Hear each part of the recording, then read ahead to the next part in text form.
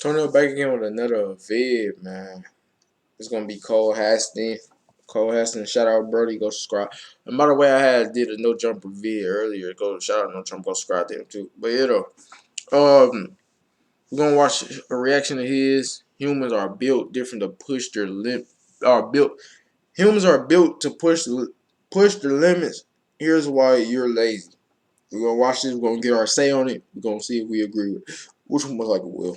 Human beings were made to move. Since the second we existed on Earth, we've had to constantly shift around the surface of our planet. Hunting for things, migrating to different places so we didn't freeze our asses off, and running away from predators. Chairs didn't exist, people actually knew how to squat with full mobility and range of motion, and most of our days were spent standing up, searching for our limited means with which to survive. Because of this, standing, and more specifically moving around, became our body's most optimal way to function throughout the day. And so it would reward us for doing this optimal function in many different ways. When we work out, our bodies send us a rush of endorphins, dopamine, and serotonin, which are the brain's feel-good neurotransmitters, as a reward for doing the thing we were designed to do. And that's why you feel like a completely different, happier human being after you get a workout in. Knowing these facts, you should want to work out on a daily basis. I mean, it's what our bodies were designed to do. Exactly.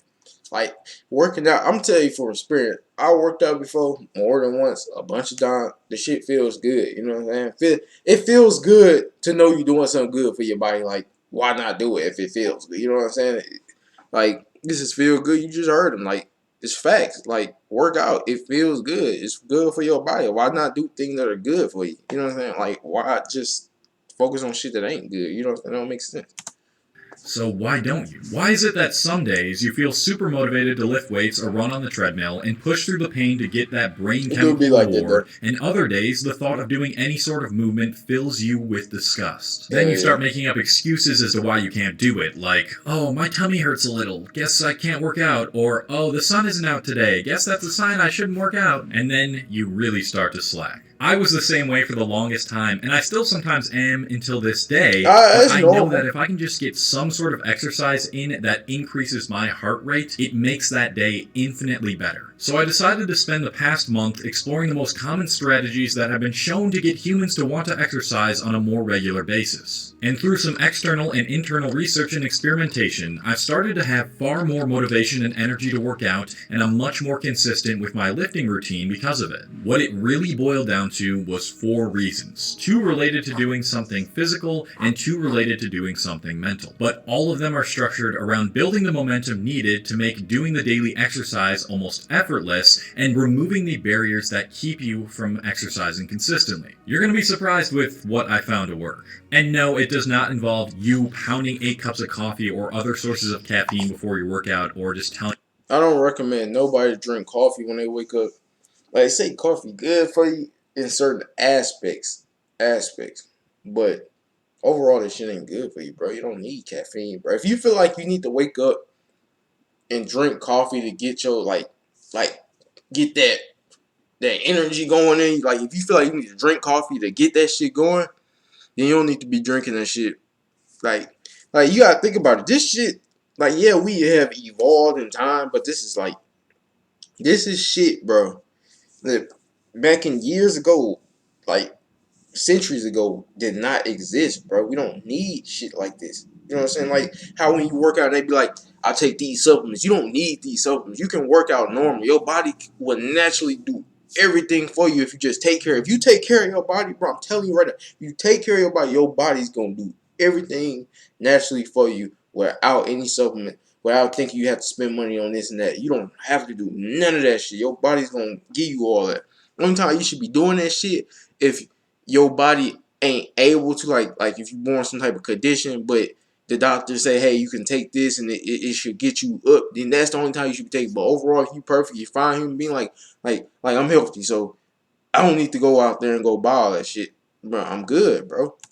Telling you need to eat well and get adequate rest. That's been said a million times. The first thing I have found to make the habit of working out daily much easier is changing your physiology in the morning. See, you're not actually tired in the morning, you just haven't woken up yet, and most people do all of the wrong things and think in the wrong way right when they wake up in the morning. It is extremely rare for one to automatically wake up and feel ready to start their day with energy and vigor. I've seen self-help gurus online that claim that they wake up every morning feeling super happy and energetic and ready to... Hell yeah, they be like, oh man, I wake up, bro, this is ways to go up. Wake up at 4 or 5 in the morning. Like, bro, nobody's waking up that early, bro. start the day.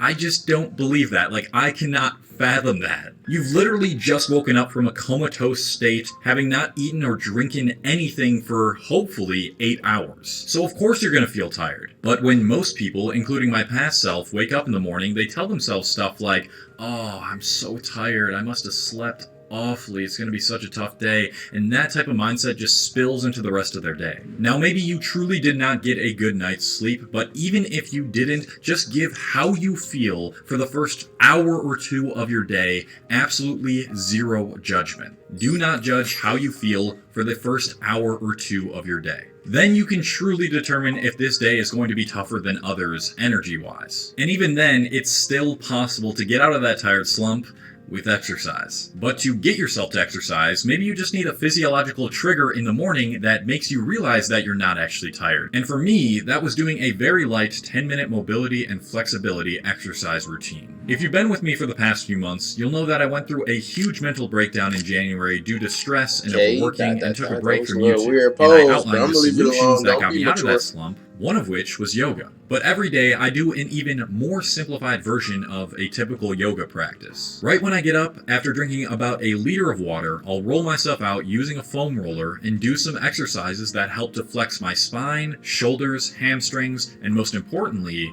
my hips. This is gonna sound kind of crazy, but it's insane how many stressful emotions are stored in your hips. I'll save you from the boring details, but basically you have these muscles in your body called psoas muscles, and when they are too tight, they affect your adrenal glands. And your adrenal glands regulate your body's response to stress. That means if your hip flexors and muscles within this area are too tight, which they usually are because most people just sit way too much these days, then it's going to be harder for you to relieve stress. And being more stressed prior to working out makes it far harder for you to find the motivation to work out. After I do this whole sequence of hip openers and stretches that relax these muscles, I can literally feel stressful emotions coming out of my body. And on top of that, this whole routine of course warms you up and wakes your body up and makes you realize that you aren't in fact tired, you just haven't woken up yet. And I'll leave the full routine that I do every morning in the description below. Since the invention of smartphones, I've also always started my day with using my phone immediately when I got up, until I got into the world of self-improvement and I realized how bad it was for me. Then I managed to have the resilience to not use my phone for the first hour or two of being up for maybe around half a year,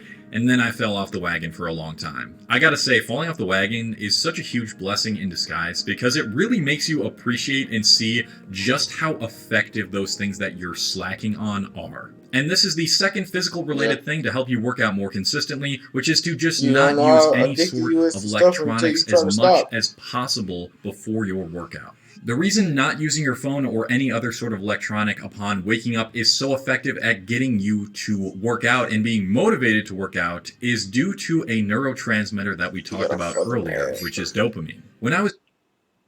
Hey, I'm Dana, and I'm a dermatology provider here at Curology. Today, I'm going to teach you how to spot the difference between acne and rosacea.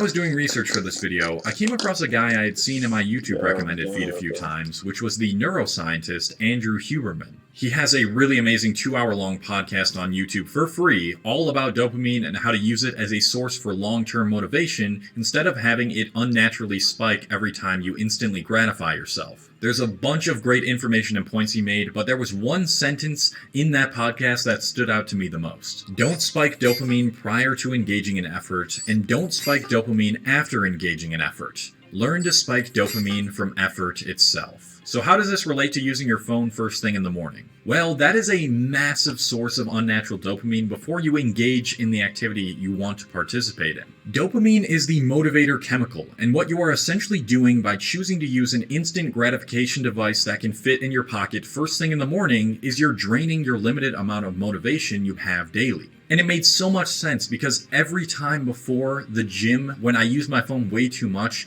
I didn't have the dopamine I needed to motivate me to go to the gym. Or I just failed to release as much dopamine when thinking about going to the gym. Ideally, you'd want to limit all of these things that produce a ridiculously unnatural spike of dopamine both before and after your workout, but what's really important for this video is before. The actual process of doing something that doesn't produce immediate results and instead provides long-term fulfillment should be what releases dopamine in your brain. So use this tip as well and see how much easier it feels to want to go to the gym. Now, before we get into the mental related things, which will probably be the most beneficial to you, I do want to highlight something that I briefly brought up just because it is that important, and that is having a consistent sleep schedule and getting enough sleep. If you are struggling with sleep, it might not just be due to things that I've described in previous videos, like why you can't get out of bed in the morning, but also some sort of nutrient deficiency that affects your sleep quality. And one of the biggest nutrient deficiencies related to that is magnesium. One thing that has been massively helping my sleep quality is supplementing with magnesium using Magnesium Breakthrough by Optimizers. When we talk about beating stress, fatigue, and getting better sleep, we rarely talk about the minerals that are related to all three of those, and magnesium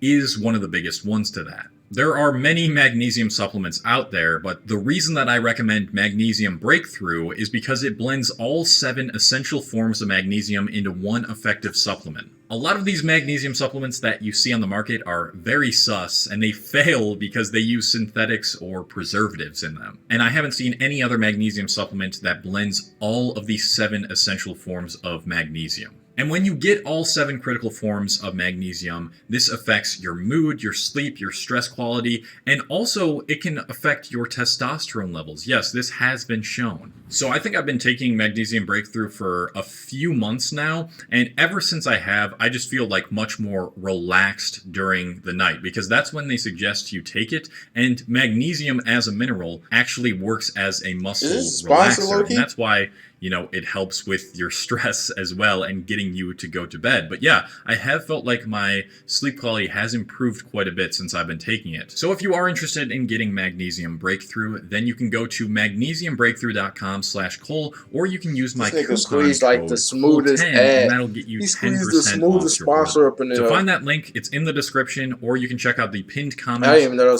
Optimizers for sponsoring this video. So now let's talk about the first mental related thing to help you, which are mental cues. I want you to imagine 2 scenarios. The first one is probably pretty similar to your current situation. You wake up to a slightly messy room, put on your sweatpants, and immediately start scrolling through Instagram. Hold on, whoa, y'all think about this too. Okay? So do what the average people do. You have some breakfast, go to work, and then get home and are feeling exhausted. When you get home, the easiest things to slip into are video games, or binging YouTube videos, or eating a bag of chips. So that's what you do. Then there's scenario number 2. You wake up to a nice clean room with no distractions, do the physical things I described earlier in this video, have breakfast, go to work, and are still feeling exhausted after a long day. But the video games are put away. The computer has restrictions on it, so you can't go on YouTube, and the chips have been stashed in a place where you usually don't reach for them. The easiest thing for you to gravitate towards is actually your workout clothes, which were lined up on your bed that morning before you went to work. And next to your bed is a whiteboard where you've been keeping your streak for going to the gym consistently.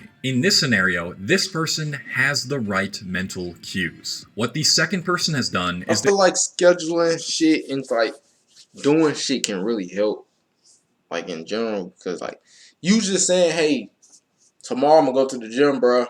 Tomorrow come, nigga, you don't go to the gym. That's why it's better for you like plan shit out, have it like written up somewhere so you can like look at like the progression and really keep track of shit. Like, cause once even if you don't feel like it, it's like, okay, I see my shit right here. I see my poster with my shit at. So it's like, okay, I can continue to do this shit because like right there, and I know on the 6th Day Street, I gotta keep it going, bro. I gotta keep it going. So yeah, they have combined the teachings of two great books on building the right habits, which are Atomic Habits by James Clear and The Power of Habit by Charles Duhigg. What you first must do is increase the friction between you and the things that are stopping you from going to the gym, and reduce the friction between you and the things that will make you go to the gym easier. This is something that was described in Atomic Habits. And you do this by hiding the cues, which is something described in The Power of Habit, which cause you to take part in the unwanted activities that produce the reward of a huge spike in dopamine and other pleasurable chemicals in the brain. Once you replace the visual cues of video games, junk food, and YouTube right when you get home with you being able to see your workout clothes I mean, regardless of all this shit that he's saying, like, just because, like, you can start doing everything right, but you still can be considered fucked up. It's the same shit, like, when people low-key be talking about the semen retention no fat. It's like, bro, like, to me, I'm at a point where it's like, it doesn't matter. I don't care much about it anymore. You know what I'm saying? Like, I used to be watching a bunch of vids and, like, fucking with the shit. Then you start realizing this shit be, like, bullshit. People just doing this to make some money off the topic. Then another thing, it's like one of those things where it's like, okay, pretty much, okay, so, like, let's say if you're doing everything right, you don't no fat, you don't seem attention, cool, right? Like, they make it seem like you on that shit, you finna go up, you finna get rich, everything. Like, no, nigga. Regardless, you can do all the good shit. It still comes down to you get on your shit, doing everything right, and just getting to the next step on your own. Still comes down to that. Still gotta figure out how to do it. Like, being on no fat percent retention is not gonna help you go up. All lined out in your daily habit tracker on the whiteboard, these get you to do the fulfilling activity, which is working out, that still produce the same sort of reward, and you start to make going to the gym a habit. And once it becomes a habit, it becomes almost effortless. So the problem isn't the reward itself that you get from doing these instantly gratifying things like eating chips or playing video games right after work. We need those chemicals that are released to be released in order to function optimally. It's just the routine that you partake in that makes these chemicals come out in an unnatural way, in a much less fulfilling way. You can easily train yourself to listen faster. So change the mental cues using the things I've described, and those will help you to replace your usual routine, and you'll still get all that dopamine and serotonin you usually get from playing video games, but from a much more enriching source. And this leads me to my next mental related thing, because so many people still see working out as such a daunting, negative task, and truly do not realize the amount of good that comes from it. And I think that mental barrier stops people from working out way more than they think it does. The other night I was hanging out with this guy who I had just met, and we were going back and forth about working out and lifting weights, and he was telling me how he just could not stay consistent. He would only go to the gym every so often. He said, yeah man, it's just so hard to get there and do all that stressful work of lifting the weights and getting all sweaty and all that. Then he came up with a really terrible excuse. He said, I feel like working out gives me less time to work on my career and my job. And then he told me it really...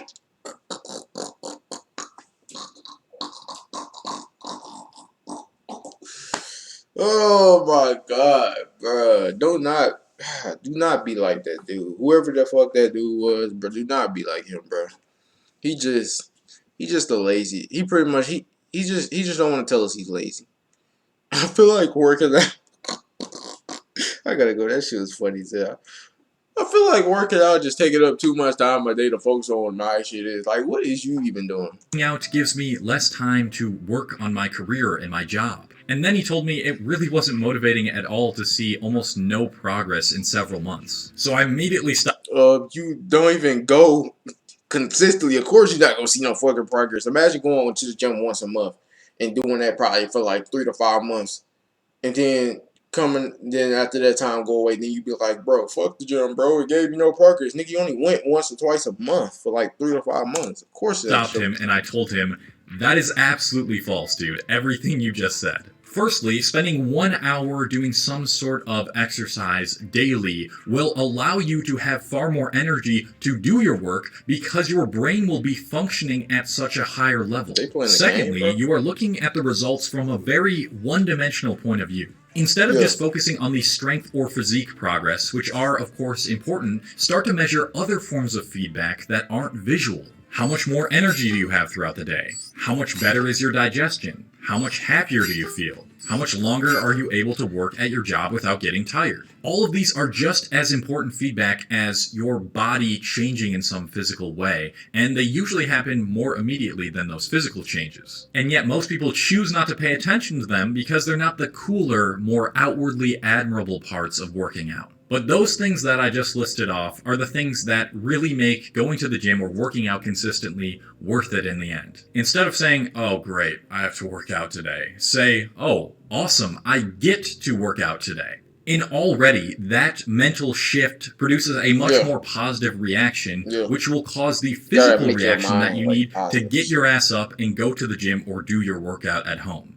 And that's when everyone in the room was staring at me with a really weird look, and he told me he never wanted to talk to me again, and he kicked me out of his birthday party. Okay, that didn't actually happen, but remember this. The hardest part is always starting. After those first 5 minutes of your workout, you go and you finish your workout. It always happens, doesn't it? You know that, so keep that in mind. Lastly, I just want to end this with one quote, because I know you self-help guys, you love putting quotes in the comments and reading them and being like, holy, that's a crazy quote. And that quote is, if it was easy, everyone would be doing it. There were a whole lot of resources in this video, from the books that I mentioned to my exercise routine to the magnesium supplement. It's all going to be linked in the description below. And thank you to all my patrons on this channel on Patreon. This is a platform where I'm putting out exclusive content, and you can talk to me one-on-one over the phone on there. If you want to check that out, patreon.com/ColeHastings in the description as well. That's it for this video. If you are interested in more working out related videos, check out this one. I go over my new workout routine that is super simple, and that is it. Thank you guys. Love ya. Peace. Shout out him. Hope y'all learned some of that video pretty much. Hey, bro, just work out, bro. Do things that you know that's good for you, man. Ain't saying you can't always eat healthy and never eat a slice of pizza. Then nigga, I love pizza, so I'm gonna continue to eat that shit my lifetime. But it's nigga, just start at least put in some effort to try to do things that's better for you, man. Don't just be a low life all the time. Anyway, like, comment, subscribe, catch you on the next video. I'm out.